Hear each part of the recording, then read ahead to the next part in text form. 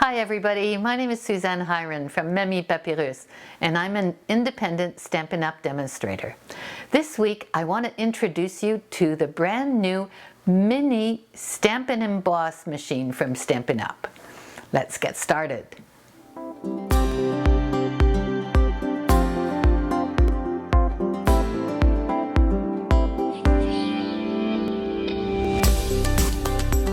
Alright, today I want to show you how to use this cute little mini cut and emboss machine from Stampin' Up!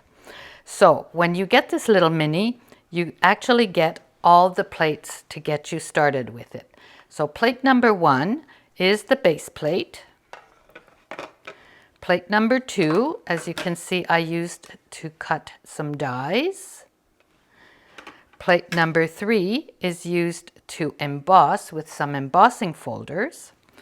And plate number 4 is thinner, as you can see.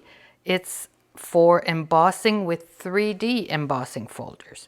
So we won't be using this one today, but I'll be showing you how to use the others. Let's start with the cutting dies. So I'll use, it's only 3 inches wide, which is really handy when you don't have a lot of space, and you can use it regularly to cut labels, to cut letters, to cut smaller dies. So today let's do one of these. This is a nice label die. So we'll put it between our plates and we'll run it through the machine just as we would with the bigger Stampin' Cut machine. And the result is just as good as with the big one. See, you can actually see the little lines that it embossed while cutting this label. So what I recommend you do to make your plates last longer is alternate them. They're very flat and they'll stay flat if you alternate, switch sides, and yeah, so every time you do it, you switch sides. For the embossing, the difference with the embossing folder and this plate is that it's not transparent. You can't see what you're embossing. And one of the beautiful embossing folders is this one called Greenery. It has embossing on both sides. But if you just want it on the bottom, what do?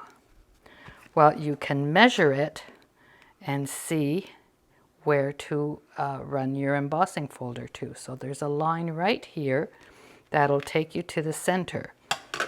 So you place it on your base plate, use plate number 3 on top, and only run it until you get to that line.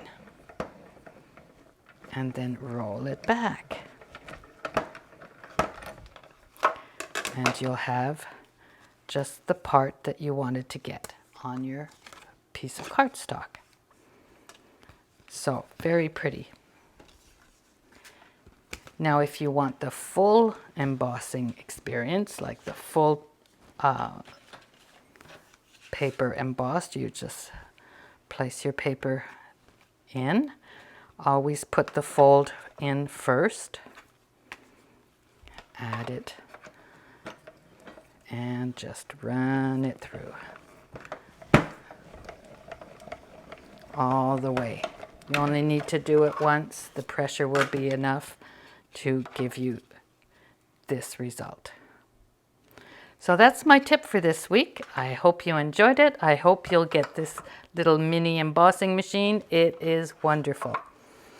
Have fun with it, and we'll see you next time.